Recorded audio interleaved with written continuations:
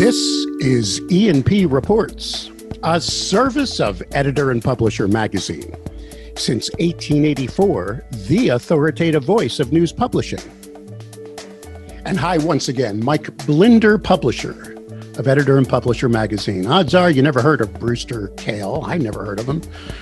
I didn't know him, who he was, until I went through a 2-month kind of detective discovery to find my darn microfilms.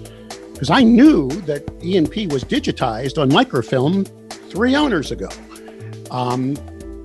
But those microfilms weren't my property. They were a property of a company that went bankrupt. And I started trying to chase him to find out who had him. Turned out Brewster Kale had him. Brewster Kale is one of the pioneers of the internet. And he's the founder of archive.org. He's got a pedigree that you would not believe, but he calls himself a digital librarian. And I had a lot of fun chatting with him in this episode of E&P Reports. And I think you're going to like it too. So do me a favor, stick around for the next 40 minutes as I go one-on-one with digital librarian Brewster Kale. All right, I got to tell you the honest truth. I didn't know you, sir, until I looked at your Wikipedia. I mean, I knew you. You and I have been doing business for about a year now. You are Brewster Lurton Kale. Do I have that correct, sir? Brewster. That's exactly right. Okay, on your Wikipedia page, you are no lightweight. I mean, first of all, you're 3 years younger than me. You look 10 younger, if you're interested. American Digital Librarian is the first description of you, but you're also a computer engineer, internet entrepreneur, advocate of universal access to all knowledge. You founded Internet Archive, which is what we're going to discuss in a few minutes, but you also founded Alexa. You sold the Waze system, let me get this straight, to AOL with your partner. Then you sold Alexa to Amazon, and you've got more awards than you can shake a stick at here. 2005, American Academy Arts and Sciences, 2012, inducted in the Internet Hall of Fame. I am honored to have your time on this, sir. I mean, you're pretty... Oh, gosh. Well, the whole idea is to make the internet into the Library of Alexandria version 2. Well, but when you were back at MIT graduating in '82, did you see all this coming? Was this part of your... First of all, you graduated from MIT. I got to ask you a question. My brother lives in Cambridge. Do you know the Smoot Bridge? Are you familiar with? Oh, sure. Yeah, the Smoot. Yes, George Smoot. In terms of the right. Measurement. For people who don't understand, it's really called the Harvard Bridge. My brother and I walk it all the time with his dog. We always do the loop. The Smoot Bridge was a fraternity prank, right? A guy named George Smoot was measuring the bridge by his 5'7" height. And if you're interested, I looked it up on the internet. Do you know the exact length? The Smoot Bridge, and I don't want to bore our audience with this. 300 point in 1 ear. That's correct. That's you got it right. It's 300 and... Let's see if I got this right here. 364.4 smoots and 1 ear, if you ever walk the bridge. But anyway, so go on. Your mission is to it's not just archive. The company that my microfilms are at, and this is a long story how we found each other. Your mission is to archive the internet. Is that correct? So yeah, back in 1980, these are the heady days, right, of sort of artificial intelligence and let's make the world a better place. And so tried to think of what could we do that would make things a better place. This is why you were at MIT. Yeah, it's when I was at MIT, 1980, and I actually was walking across that bridge, back and forth across that bridge. Okay, so seriously, creation story.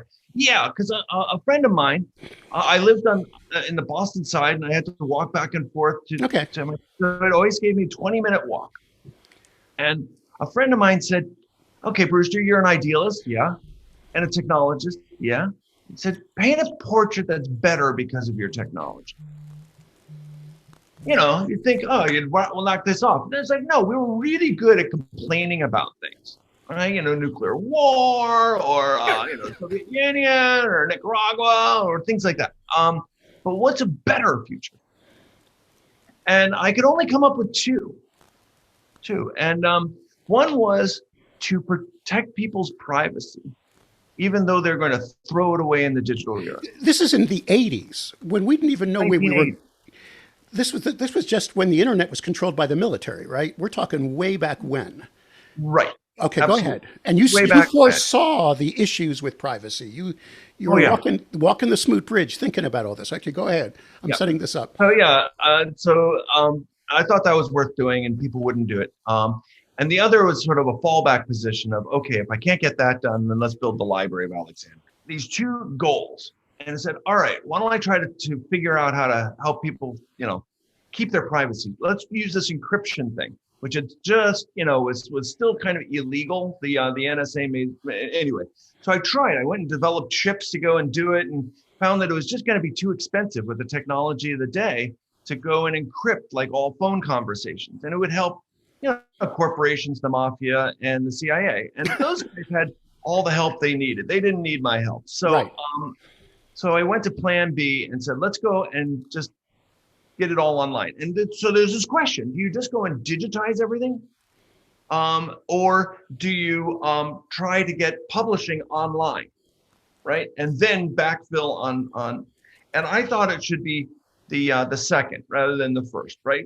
Because actually, talk to all sorts of famous people. It's kind of name drop here: Richard Feynman, Stephen Wolfram, Danny Hillis, Marvin Minsky, about sort of how to do this. And so we calculated just how much information was there in all the newspapers and all the books and all the movies, and it was doable, right? We knew it wasn't doable in 1980, but we knew it was going to be doable soon. And so I said, okay, let's get the publishing online. And so I thought, all right, first thing to do is make it so you can search things. And so I helped build a supercomputer called Connection Machine. Then the world didn't, that was used by Dow Jones Electronics to go and to make it so This is still while you're at MIT, right? When you we spun off a company called Thinking Machines. It's a mid 80s now. right. But by mid 80s, Dow Jones made it so you could, with natural language search, be able to find things. That was new. That was very new. 400 newspapers and magazines, right? This was big stuff in the late 1980s by then, but the world didn't it didn't happen, right? So it was like, okay, that's good, but not great. Yeah, but Al Gore hadn't come along yet to invent the internet. Just kidding. I'm saying we weren't on it yet. We as a society we weren't on it, but we were on ARPANET. Right, exactly. Number 5 on the internet. So said, okay, let's turn the internet into this platform to make it so that people could search personal, corporate, and wider information. This is before the web. So I made the first publishing system, and I got Dow Jones on it. I got New York Times on it. And so I worked with all of these companies to go and anchor this open system, as opposed to what was at that point LexisNexis or AOL.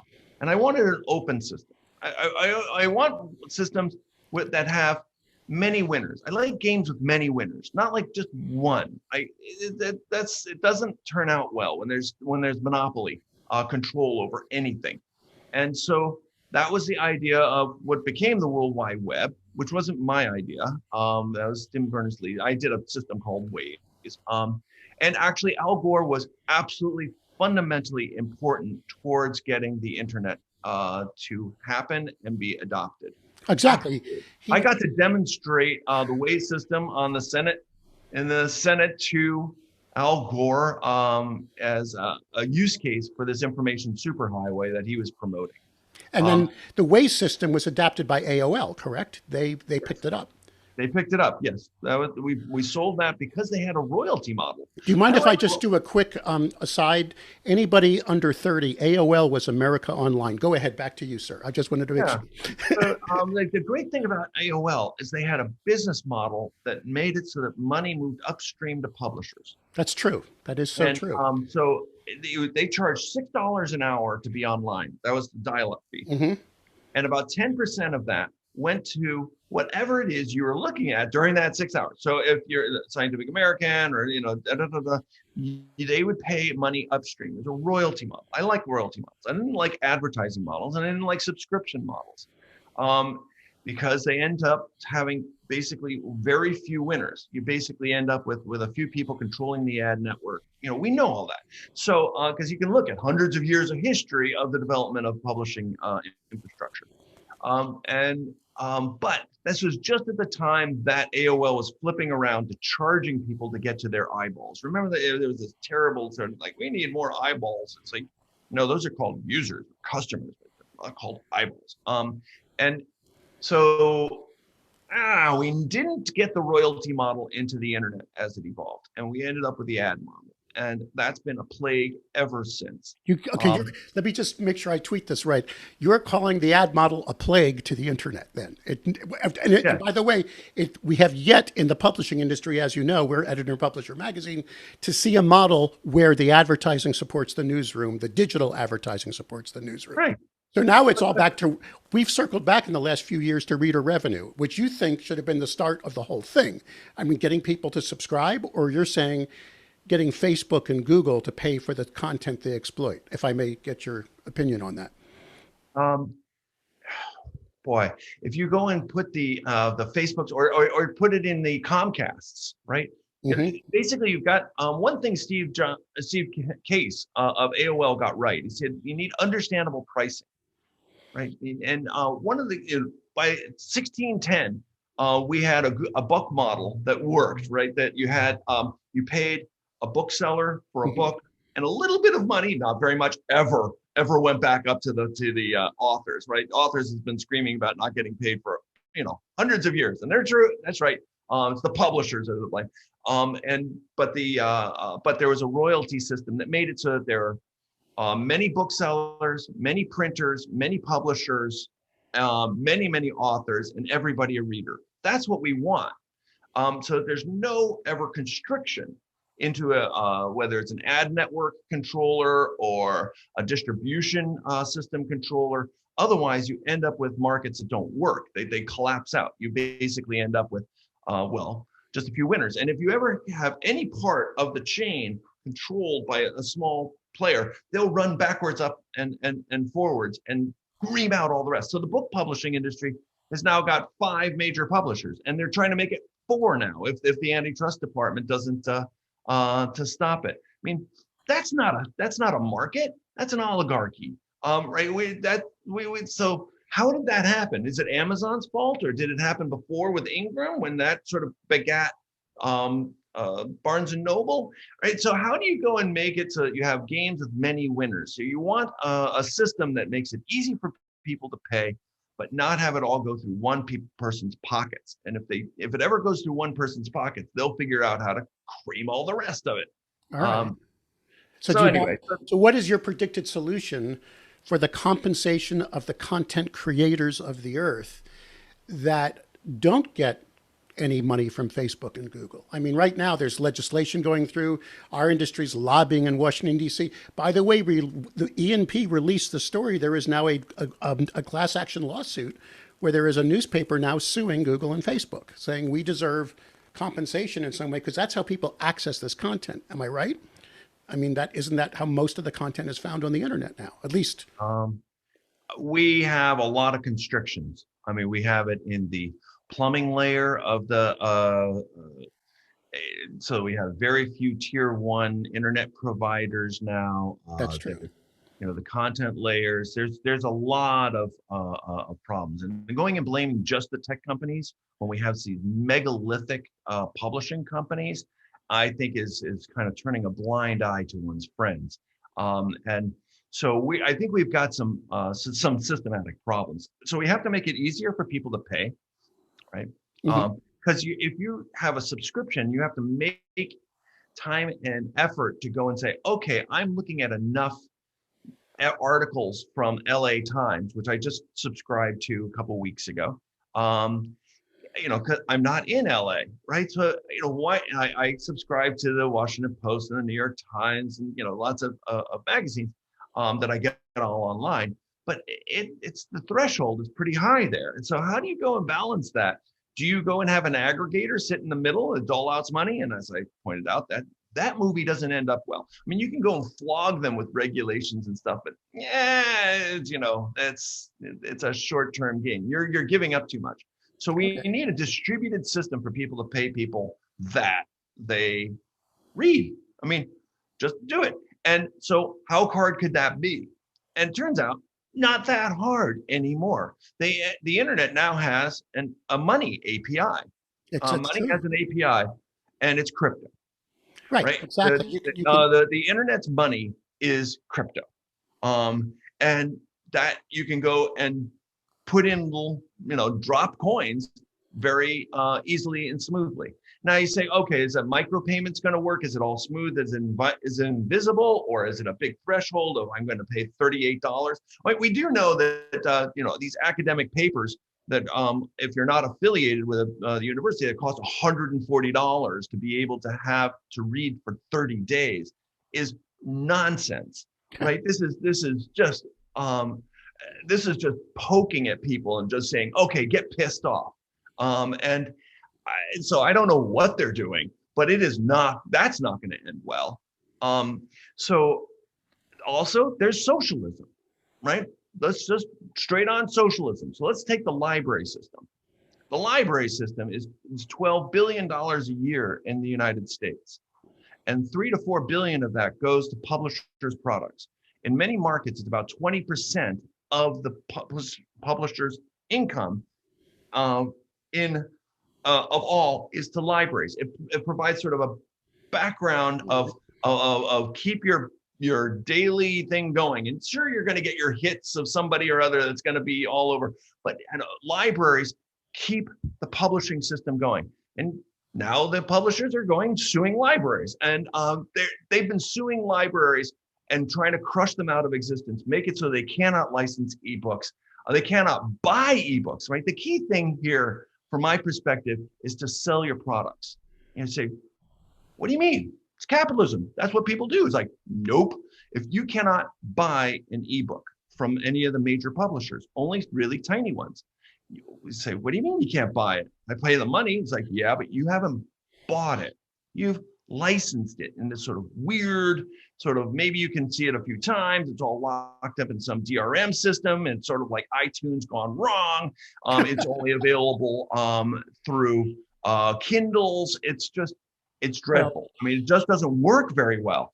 And it doesn't even help the publishers. And you end up with very, very few publishers because it's so hard to make the distribution system. But if you were to pay for something, buy it, like eventually we did with the music guys, you can actually buy an MP3 now. After all of that lawsuit, you can buy an MP3. I just remember when I was managing radio stations, and that's where I came from, radio and TV, that we had to do audits every now and then for ASCAP and BMI and record every song we played and every tune we used. And through some magic, they were compensating the composing industry for the music. A little bit. A little bit. I mean, but there was always the one-hit wonder guy, right? That that sold the rights back to. You could go on and on. But let's get back to archive, if we could, because this is you. Okay, you started archive. What do you call it? Internet Archive? Internet Archive, archive.org. Archive.org. It's a free service on the internet, started by archiving the World Wide Web, because it was the most ephemeral of media. We had to do that first. Once we got the Wayback Machine, so you can go and search and find old web pages on the web, very, very popular, very used. Then we could go off and do other things like television, radio, periodicals, magazines like mine. Magazines. We've been digitizing books for 20 years. We've figured out mechanisms of getting things online, making things available, somewhat available, like from a library, little clunky lending systems, things like that, to make it, or the television, it's just short clips, to try to make it so it doesn't interfere with business models, but to try to get it online. And we wanted to make all of Wikipedia's footnotes turn into links. You're reading a Wikipedia article and then there's footnotes at the bottom. We wanted to make it so if you click on it, you go right to the right page and open it up, right? Wouldn't that be great? And so we can completely do that. So we've now gone and fixed the broken links, the web links. We've fixed 14 million of them in Wikipedia. Now we're putting in links to books, and we have, 700,000 links or something like that. You click on it and go right to the right page. When did you start this? How long ago did you start Internet Archive? How many years? Almost 25 years ago. Now, where is the physical building of this? This is in the United States, correct? The headquarters is in San Francisco, but people are all over the world. So we have 19 scanning centers inside libraries. In New York and New Jersey, on the West Coast and England, we have scanning centers all over the place. And And now employees, this is all altruistic. This is all being funded by all contribution. nonprofit. It's all Yeah. nonprofit. Can I just tell quickly the story how I found you, if you Yes. might? E&P, editor and publisher, has been around since 1884. When I got the magazine a year and 4 months ago, I got the assets of the name. I've got, not to bore you, I got a booth we could use. I got a few, the shopping bags we were giving away at conventions, and I got the rights to the lists, the subscribers, and I got every single issue of E&P ever printed since 1884. I've got them in a climate controlled place down here in Florida. I had to ship them from California, the previous owner. He got them from Nielsen when he saved the magazine 12 years ago. Nielsen was going to shut it down. Now I have control of this, but I didn't have the microfilm. You see, I picked up a copy that said that there was a company called UMI that had done a deal with E&P's 3 owners ago. This was 3 owners ago that will digitize. So those copies I have in that somebody did it. I mean, these things are like, some of them are bound in old books from like 1901. That company must have spent hours and hours not digitizing, microfilming. This is and these are tubes. Am I correct? Because I've never seen I don't own them. The deal that the owners did 3 years, 12, 13, 15, 20 years ago with them was they owned them, and then they just did a revenue share, right? So UMI went to the expense. That's hard to do, is it not? To scan and digitize. Oh, yeah, it's expensive. Because when I couldn't find they did a beautiful job, by the way. They did. Okay, well, this is a funny story. But those microfilms I never got. They were not my property. And I knew they existed somewhere. So when I couldn't find them, and I knew they weren't mine and they were gone, I brought people into this storage shed and showed them the magazines. They said it would have cost me almost $100,000 to go through because they said it was now white glove. These pages were so brittle to put them into a special scanning process. But then I started investigating. Those microfilms went to a company called ProQuest, which went bankrupt. Then I found the guy that worked for ProQuest, and he said those went to 2 other companies that went bankrupt. And these are just the tubes. And somehow magically, after doing 2 months of investigation, I found out you had them. How would you have gotten those? Were they just given to you because did you buy them? I mean, do you have any idea? We bought them. What? We bought them, but for not very much money. So yes, you're right. There's this guy named Eugene Power who had this vision of going and keeping, making small print editions on this funny medium called microfilm, and going and making these copies and putting them in libraries. And they did these deals with publishers, and it went along until and then he sold it to Xerox, and then Bell and Howell. And then it sort of became ProQuest, and ProQuest spun off the microfilm business to NA Publishing, and NA Publishing kept that business going until people didn't want microfilm anymore, and it went bankrupt. And this film, we talked with the guy because it's a treasure. I mean, these things that you'd think would have been digitized from the microfilm and then moved into databases. Like, nope. No, they didn't. They're just tubes that were just handed from company to company to company that you picked up for pennies, right? You picked them up. We paid actually a fair amount, but as best I can tell, we way overpaid because I think they might have just thrown it away. So the idea of corporate cultural heritage is a relay race, right? And preservation is a relay race, and the baton is the cultural heritage of our world. And if the preservationists don't pick it up every time, if it hits the ground, it can go away forever. You say, oh, well, come on. That microfilm can last 500 years. It's like, if you don't throw it away. And that's what would have happened, I think. Oh, there's so many stories of that. The Matthew Brady original those original films were actually on glass, if you know, when he was taking pictures of the Civil War. But no one wanted to relive the Civil War, so he sold them for pennies, and people were putting them into their garden houses. I mean, a lot of that is Sure, gone. sure. No, but this is a trove. And this is just sort of, I think, just corporations, they're not in the business. Publishers aren't in the business of preservation. Libraries are. And the libraries handed it to these companies like ProQuest, and doesn't necessarily go right. Anyway, we ended up with this microfilm, and we bought it, and because we wanted to do all the periodicals. But you didn't know who E&P was. I reached out to you. I have the email in front of me and said, I'm the new owner of E&P. And I had to start educating you on our heritage. And your email back to me said, well, they're in a room and it'll take us 2 to 3 years to get to them. That's what your first, because you and I were doing emails back and forth. This was in February of last year. But then when you learned who we were, the Bible of the news publishing industry, wasn't there a story like you found that one of your people? Oh, sure. I mean, Mike, actually talking to you is just completely great. I mean, what librarians live for is people being excited about their stuff, right? So if somebody goes and says, I really want that, it'll cause librarians to just do anything. And so we said, okay, let's go and let's put this to the front of the line. We went and pulled those microfilms, and we sent them to our scanning center, and it just went right to the front of the line. I said, okay, get that one. We want editor and publisher. And it's a huge run. I mean, it is a lot of pages, and it's a lot of microfilm reels. And we digitize, and it's just your enthusiasm. And another aspect that was so great is you said yes, right? We said, are you going to tie us up in copyright forever of, you can't get access to nobody, blah, blah, blah. And he said, no, let's make it so it's accessible. And that was key. So the idea of going and having these things in dark archives and dark corners, they're going to get thrown out.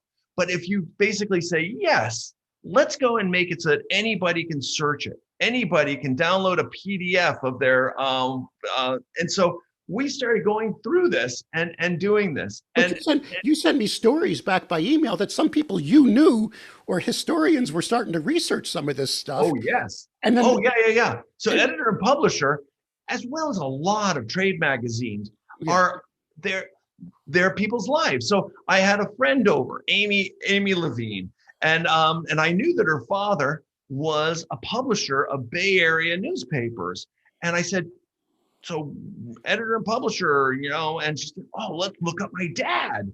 And so we looked up Mort Levine, and he popped up all over the place. She was like, oh, and he's so sick right now. And he's going to love this. And it's just like, oh, that's what my dad did with his life. And there's a record of it. It's like the Wayback Machine that goes way backer. I mean, it goes back a century. And that was great. So we did that. And then we made this announcement with you. We did a blog post, and it went everywhere. I mean, the people were psyched. It's like somebody said, yes, it's not just like, oh, let's do libraries some more. Or it's like, no, let's actually do something together here. We're publishers. Let's work with libraries with what they're good at. Let's go. And so a couple of cool things came out of that.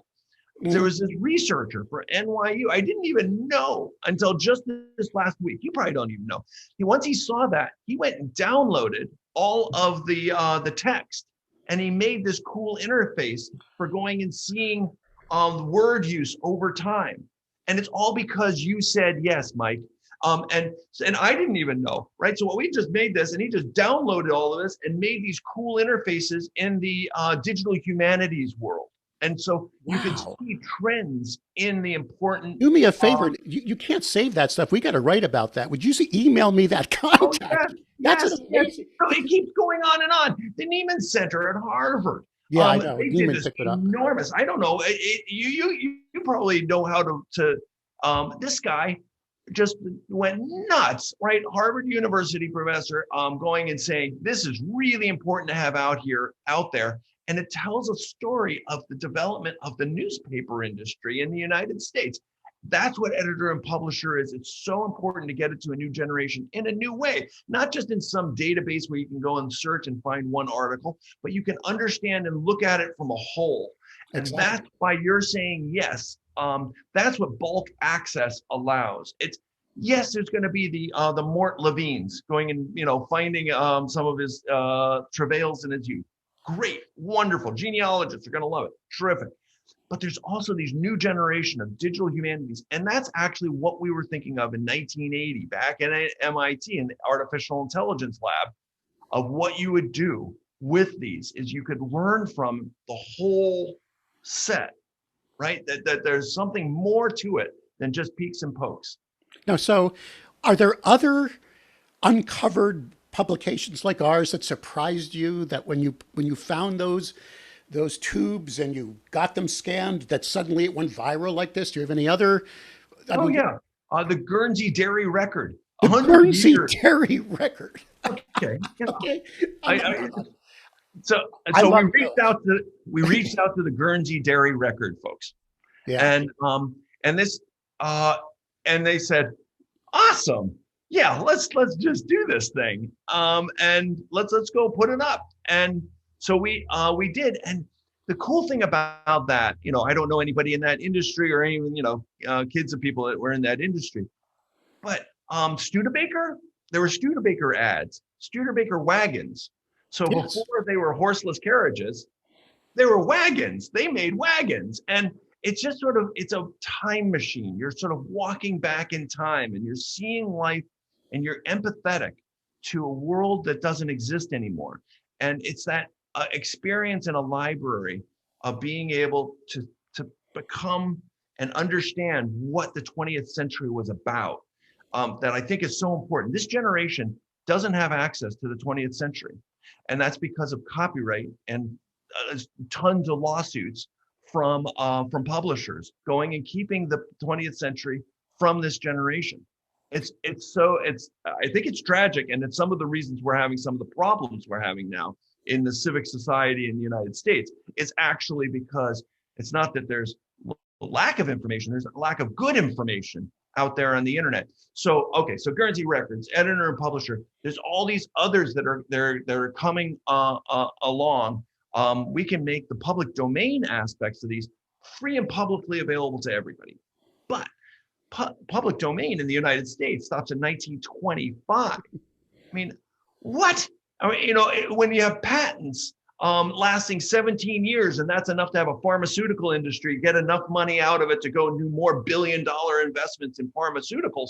Why does copyright last that long? It's just because there's these large corporations that pushed around the legislators, and they made it so that we are almost missing and screwing up the digital opportunity of making it so that people can have access to these troves of wonderful information. So let's go for editor and publisher. Let's get all the newspapers online. So the newspapers have gone and a lot of them been digitized, often from microfilm, right, by the genealogists, right? Because that was the kind of the reason, that was the hook, right? That was somebody that would be willing to pay to go get over that hump of digitizing. Well, what if we could go and offer to all the newspapers? And if you're working a newspaper, there's a real offer. Let's go and get your newspaper online. If you'll say yes to allowing it to be read by digital humanities people, downloaded, played with, new interesting ideas coming out of it, we'll digitize all the microfilm for free. So let's go and get newspapers. Let's get the 20th century online for a new generation that will love it. Well, right now it's just locked up in these extraordinarily expensive, elite, and some of them you can have access to it. Yeah, but full disclosure, some of them are my advertisers. These are vendors that sell this service to the newspaper industry, just like that vendor that sold it to E&P. We'll do the work, we'll do the heavy lifting for you, but then they do a revenue share. But you're right, the access is limited because it costs money.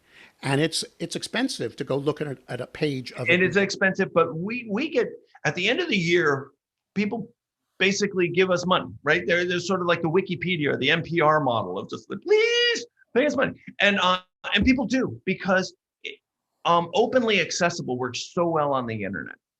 Well, you're also archiving the entire internet. You saved my butt, because I had to go back in time to research my EPI awards, because the EPI awards we do this every year. CNN wins, and everybody. I mean, we give out these news publishing awards, but the problem was the old site was a proprietary piece of software in a computer that the old owner eventually shut down, and I found it through your technology. Did I not? You have the. I can go back to and find a web page that was published and taken off the internet 20 years or 10 years ago, correct? 20 years, yeah. You've been archiving the internet for 20 years. Let me ask you a question. I just researched your company. You have 45 plus petabytes of server space. Is that still what is it? Yeah, we're up to around 70 petabytes. So peta is what comes after tera. So you go mega, giga, tera, petabytes. 70. How big is a peta? I have no idea. How many zeros or what is? Give me an idea. A lot of zeros. Well, it's a petabyte is 1,000 terabytes. And people sort of know because you get these backup drives that are, that are measured in terabytes. So it's 1,000 of those, and then there's 70 petabytes. It's racks and racks and racks and racks of this, and it's in San Francisco, and there's multiple copies in different places around the world. The idea is to try to make a library that will last because the ups and downs and political turmoil and, what happens to libraries is they're burned. They're burned by governments and they're, I'd say actually, corporations like to go after and try to get things destroyed. So it's a challenge to keep things from getting thrown away. So the Internet Archive has been collecting about 1 billion pages, 1 billion URLs every day. So it crawls the World Wide Web, 1 billion of them, and then puts this together and makes it a free service that you can go and take editor and publisher and pick a time frame and look at the web that was. Exactly. It's an out-of-print web page service. And you're doing this again. We've got to bring this home. You're doing this altruistically. Yeah. And this is what I love about you, Brewster. And I hope I love the energy we share because, you and I found each other and we just started talking and stuff, but you do not describe yourself as an internet advancement guy or an entrepreneur, although you've won all these awards. You have an honorary doctorate from the University of Alberta. You describe yourself in your description as a librarian. Yeah, I'm a digital librarian. That's who you are. That's what I am. And librarians have always thought about scale, and they've built preservation systems. That's what we do. I mean, you look back, generations, right? Or the Library of Alexandria. The Ptolemies went and had these librarians that built the greatest collections of all the writings of the world in 300 BC. Of course, it was kind of, destroyed based on people not wanting to have universal access to knowledge. I mean, people kind of went into a dark age where one book or a couple books were all you really needed to read. And so that's what happens in the ebb and flow. But those are our heroes, right? Those are the people that made it so we know what used to happen. The works of Aristotle, so mathematicians, that's all because of these guys. So basically, and I'm a big believer in this as well, without knowing the past, we cannot evolve as a society. I think studying the past is important. Some don't think it has any importance at all. Why would I throw money at preserving something? When you look back, the heritage is so important for us to understand so we as a society can evolve. Yeah. So your mission, I'm trying to just bring it all home. You wake up every morning with that as your mission? I mean, I spring out of bed every morning saying, we need universal access to all knowledge. We need to make it so that all the published works of humankind, if you're curious enough to want to have access to it, whether it's books, music, video, web pages, lectures from universities, you should be able to learn. That's the opportunity of the internet. There is plenty of money. We're just not distributing it well. We have people that are trying to keep old business models moving. There's some people that have made the jump and are doing well, and others that are, they just try to sell out so that they retire handily in some warm state. Rather than, going back and building the next supercomputer or going out there and just joining the fray and becoming a big digital consultant, you wake up every morning saying, I want to digitize everything. This morning, I woke up and pulled out, because we're digitizing microfilm. I looked at what were the newest periodicals that are coming that we're digitizing. One was Art News, right? And Art news. that is another thing that's almost 100 years old. So the oldest editions we're going to be able to make free and publicly downloadable completely. So there was just yes, I look at what we're doing and how do we get bits in, and then we try to get more users to use it, and that's the whole game, is bits in, bits out, universal access to all knowledge. And it has to be nonprofit. I mean, all of these things belong to somebody else, right? You own the copyright to editor and publisher back to whatever it is, 1925 or 1963, depends on registering copyright. You own all that stuff. That's yours. But how can we libraries still make it available to people without interrupting your business model? And that's the whole game. And if we pull this off, we're going to have an educated populace. If not, we're going to have an Orwellian world where people only get access to things that somebody's paying to throw at you. I love Current Affairs magazine. The editor said, lies are free, the truth is paywalled. And it's like, and sometimes it's even worse, which is lies are free, the truth is not even available at all at a price. You just can't even get at most of the books that were published in the 20th century. The library I grew up with, it was slow to access, but it was huge and available. And the librarian always said, if we don't have it, we'll get it for you.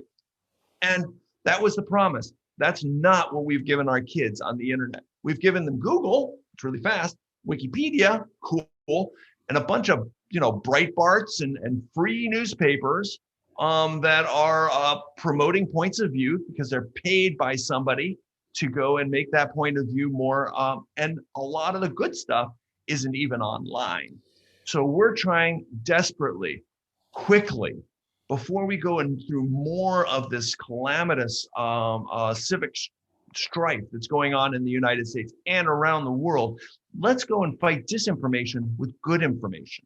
Let's make it so those Wikipedia articles, those contributors can access all of the newspapers and find the key information on that subject and weave it into their articles. And you click on it and you go to that newspaper article from 1946. That is how you build a society that thinks well. Otherwise, we're going to just have stupid stuff. We're going to have the Facebook click-o-matic, and it's not good enough. Brewster, don't hold back. Tell us how you really feel. Sorry. Oh, sorry if I'm going on too much. I love your passion, my friend. We're gonna have to shut this down now because there's only so much time that we allot for these broadcasts. Do me a favor. If someone wants to explore your world, it's a simple URL. Am I right? Archive.org. Archive.org. Go to archive.org and try to fight your way through and find because it's a little hard because it's so large. The Wayback Machine is easy to understand. There's periodicals now. But, in your community, the newspapers, let's go and find a business model that works on a going forward basis. Let's make your archives as available and you guys as famous and needed as possible. And all of the wonderful work of your predecessors, the people that you bought your magazines and newspapers from, or maybe it was your parents. Let's go and get that material online. And we've got the funding to be able to go and digitize this as long as people will make it available. Well, unfortunately, at this moment, half of the United States newspapers are owned by hedge funds, as you likely know, yeah. But that may not last forever. And there seems to be a lot, there are newspapers going nonprofit now. There are local entrepreneurs understanding the need for a free press. We're going through our own crisis now. And obviously through COVID, you are a historian, so am I. I live and breathe history. One of the things we both know is that crisis accelerates change, right? I mean, there's a lot of changing going on right now through this. But my hope is that passion will return to this industry. That's why I picked up E&P. Haven't made any money with it yet, but we are definitely the definition of nonprofit, but we're working hard at accelerating an industry that's necessary, not just for the knowledge, Brewster, if I might pontificate as well, but because it's necessary in a free society to have a free press. Absolutely. And leverage the library system, sell things, really honest to God, sell, not with these weird license agreements, sell things to libraries. They have money. And if that doesn't happen, we're going to lose the funding in the library system, and that will happen. And so it's important that we make ecosystems, experiment, give some people some slack. Let's try some things. Get going. And newspapers are so important. They can find how to contact you at archive.org. Do you want to give people your email address? Yeah. In case? I'm Brewster at archive.org. BREWSTR. On Twitter. And I'm not the best at picking up the phone on these sorts of things, but please interact with the Internet Archive. Come with us ideas. What can we do to be able to help within our world to make it so that your publications and your community and come up with new ideas. Yes, I'm an internet entrepreneur, Hall of Famer, all that kind of thing. But the idea is to try to make it so that we have a system with many winners. So we don't end up with just one big monopoly, hedge fund or whatever, or, thinking that Facebook is going to save the world. Like, yeah, that movie's not gonna end well. So how do we go and make it so that we have independent companies selling products to customers at work?